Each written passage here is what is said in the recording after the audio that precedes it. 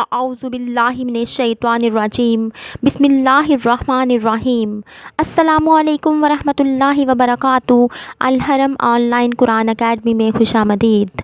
آج میں آپ کو موت کی تمنا نہ کرنے کے متعلق ایک حدیث مبارکہ پڑھ کے سناؤں گی، لیکن اس سے پہلے میں آپ لوگوں سے گزارش کروں گی کہ آپ لوگوں نے اس حدیث پر عمل کرنے کی کوشش کرنی ہے، اور اس کے ساتھ ساتھ اپنے دوستوں میں بھی اسے ضرور شیئر کرنا ہے اور ہمارے ساتھ صدقہ جاریہ کا حصہ بننا ہے۔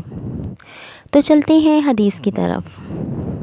حضرت جابر رضی اللہ تعالیٰ عنہ سے روایت ہے کہ رسول اللہ صلی اللہ علیہ وآلہ وسلم نے فرمایا، موت کی تمنا نہ کرو، اس لیے کہ موت کی سختیاں جو آنے والی ہیں وہ بہت سخت ہیں۔ سعادت کی بات یہ ہے کہ آدمی کی عمر لمبی ہو اور اللہ تعالیٰ اسے اپنی طرف سے رجوع کی توفیق عطا فرمائے۔